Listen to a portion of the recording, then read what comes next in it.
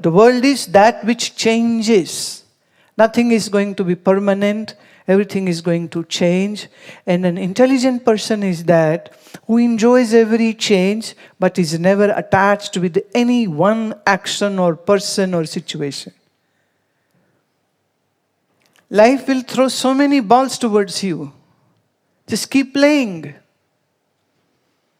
But the world is Maya. I am saying, Adi Shankaracharya is saying, you have just heard, you haven't experienced it. That's why. वो आपने देखा हुआ आजकल ना कुछ दुकानों पर होलोग्राम्स, जैसे अभी हम कहाँ थे तो एक दुकान के बाहर धोनी ऐसे ऐसे कर रहा था हमें, सीरियसली। मैंने कहा अच्छा ये भी मेरा भगत है। अब गाड़ी जो गई पास तो पता चला वो महेंद्र सिंह धोनी नहीं था, वो धोनी का होलोग्राम था। प्रोजेक्ट कर देते हैं ना उसको, तो वो प्रोजेक्शन थी, पर दूर से देखे तो वो बिल्कुल लगे जैसे बुला रहा, आ जाओ आ जाओ। और बेचारे धोनी को क्या पता, वो देश के लिए इतना बढ़िया क्रिकेट खेलता है, पर उसे क्या पता कि यहाँ लोगों ने दुकान में एज अ मॉडल उसको खड़ा करके रखा, आ जाओ पेंट ले लो, कपड़े ले लो, बेकरी ले लो। हाँ, पर वो सच नहीं है। अगले दिन फिर हम उसी बाजार से निकले, महेंद्र सिंह धोनी फिर मुझे यूं यूं कर रहा था। फिर मैं कहा चल जान दे, ये वो है ही नहीं। पॉइंट समझे आप? अगर आपको ये पता चल जाए, एक बार दुबई में ऐसा हुआ, हम लोग अमेरिका जा रहे थे तो ट्रांजिट में थे, तो दिल्ली टू दुबई हम जब फ्लाइट से उतरे, सामने एस्केलेटर लेना था और ठीक एस्केलेटर के आगे वो उन्होंने एक लड़की का वो था होलोग्राम। ये मैंने भी पहली बार तब देखा था। तो अपने जो देसी बंदे हैं ना पगला जाते। वो एक पंजाबी था, ओ बलारिया चल चल। अब उसको कौन बुला रहा है? कोई भी नहीं। वो तो सबको ना वेलकम टू दुबई, वो ये चल रहा था। वो चला गया और उसने अपनी तरफ से, आगे कुछ है ही नहीं। कह रही है शेख खान ने की बदतमीजी कर रखी है। तो धोखा है, यहाँ लड़की है ही नहीं कोई। इसको क्या कहेंगे? माया। क्या है ये? अब समझ लग जाएगी तो जाओगे हाथ मिलाने, और देखना कहीं दुबई जाओ वो अभी भी वही है। कई लोग सेल्फी ले रहे थे, आई डोंट नो आएगी कैसे, पर माया अगर समझ लग जाए तो उस दिन के बाद फिर माया के पीछे भागने की चाह नहीं रह जाती। जब भागने की चाह नहीं रह जाती है तो फिर इच्छा, वासना, क्रोध, लोभ, इन सबसे छुटकारा हो जाता है।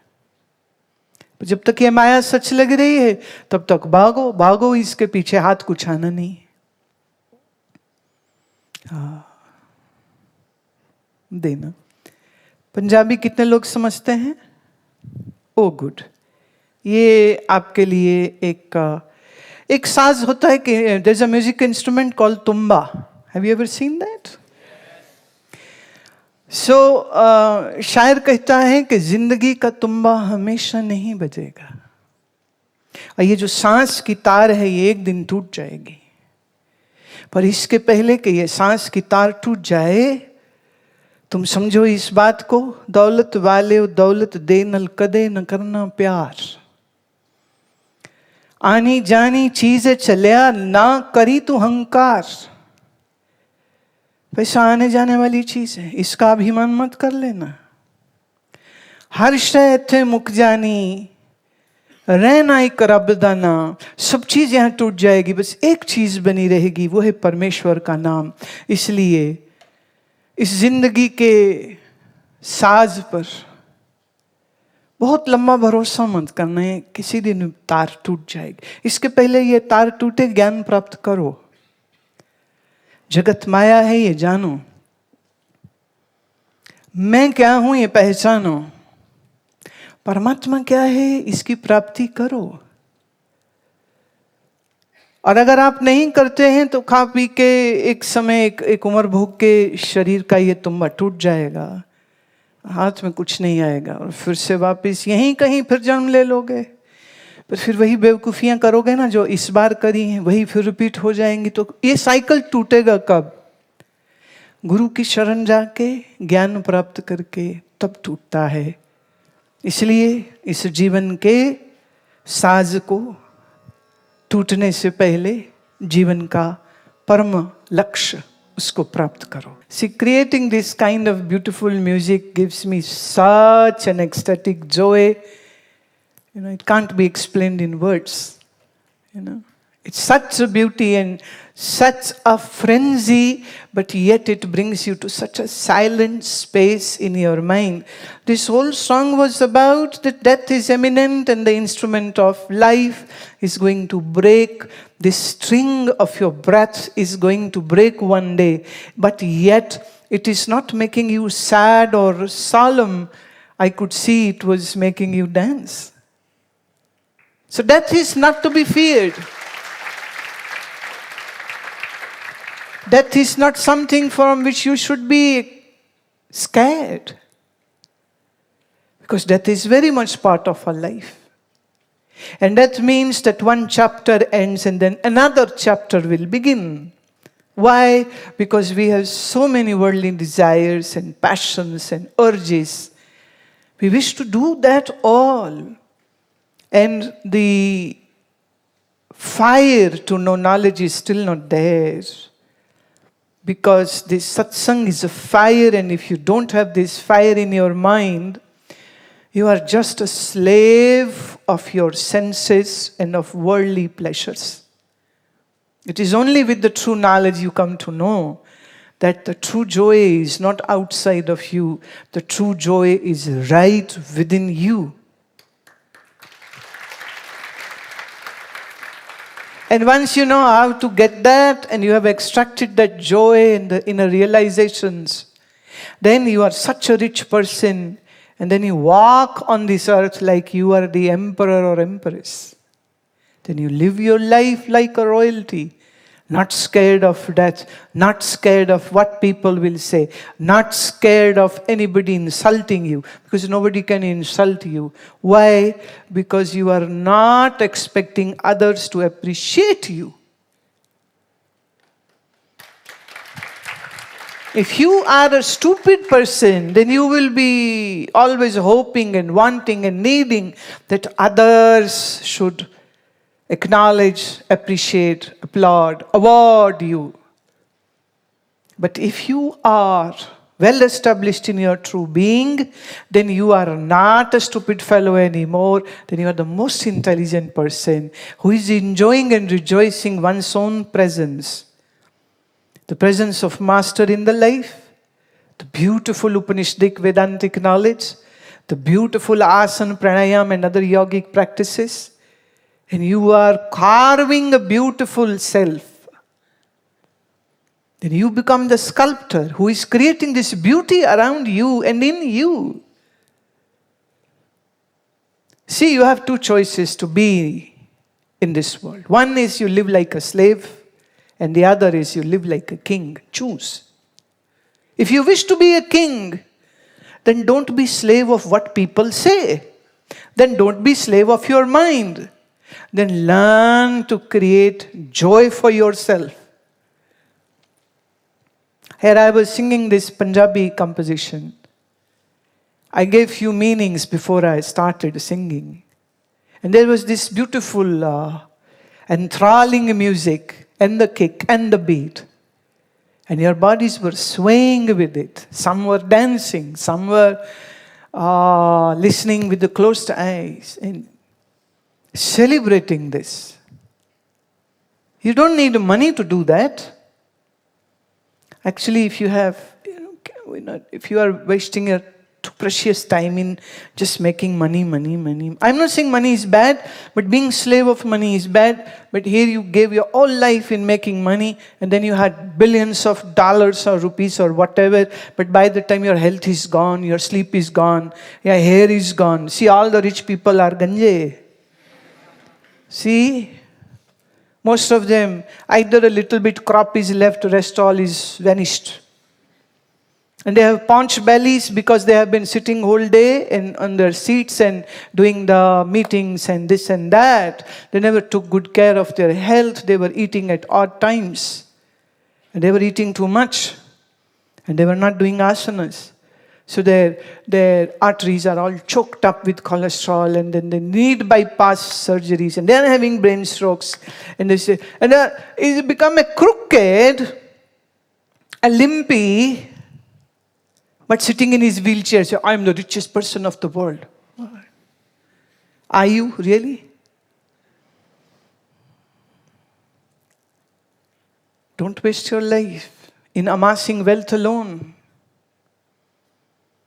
These currency notes, you know what is the value of this. Because one fine day, you were making money, and one fine day, 8 o'clock in the night, mitro,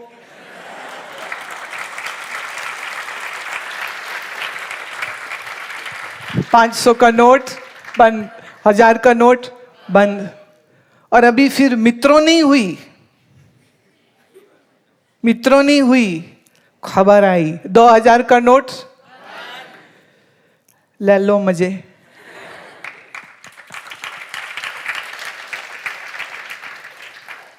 So your richness should not be based on the currency, on the notes, on the stuff. But your happiness should be based on your own good, beautiful mind. सुंदर मन बनाओ, गीत गाओ, संगीत बजाओ, नृत्य. तो अब आप फिर बोलो, गुलाम बनकर रहोगे कि बादशाह? है बादशाह. तो अभी जब किसी को भी मिलो, क्या नाम है तुम्हारा? इधर बच्ची. नहीं, ये जो सामने बैठी हैं. हाँ, अभी कोई पूछे तुम्हारा क्या नाम है, क्या बोलोगी?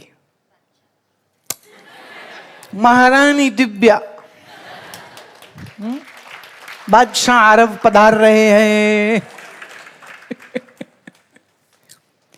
To feel like a king, you don't have to have a kingdom, but in this case, I would say, once you are in love with the divinity, once you are in love with God, who is your own original true self, then this whole universe is my kingdom. This whole universe is my kingdom. So it's a feeling. It's not about how much money you have. It's a feeling. It's a state of mind. Either you are poor in mind, either you are rich in mind. It's not about what you have in your tijori, in your safe box. तो यहां बादशाह बनो. अच्छा, अब ये इसमें एक थोड़ा पॉइंट मैं बोल दूं. तुम बादशाह हो तो दूसरे तुम्हारे गुलाम नहीं है. कहीं पैर पसार के बैठ जाओ, बादशाह के लिए भोजन लाया जाए. जितने तुम बादशाह हो उतने ही बादशाह वो सामने वाले भी हैं. इक्वल, बराबर. इसलिए नीचे ऊंचे कोई नहीं है. संत रविदास जी का एक बड़ा सुंदर पद है. बेगम पुरा शहर को नाव, दुख अंदोह नहीं तय ठाव. हम कहाँ के वासी हैं? हम उस पुर, उस नगर के वासी है जहाँ गम नहीं होता. बेगम, गम नहीं है, बेगम. तो तुम बादशाह भी हो पर बेगम भी रहना. बेगम साथ रखना अपनी.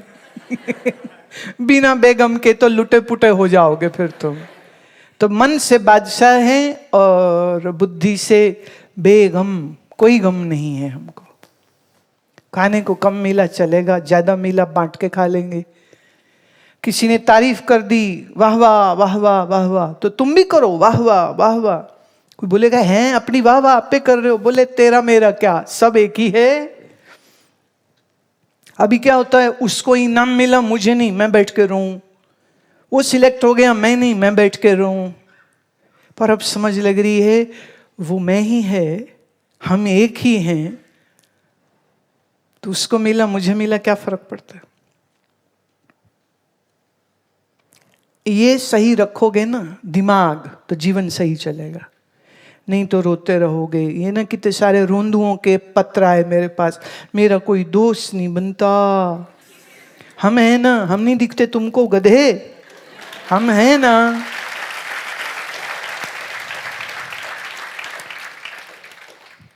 कोई दोस्त नहीं बनता, कोई मुझे प्यार नहीं करता। जिसको देखो इस बात पर रोते रहते, मुझे कोई प्यार नहीं करता। अरे हम दे रहे हैं ना सागर भर के, तुमको ले लो, क्या दिक्कत है।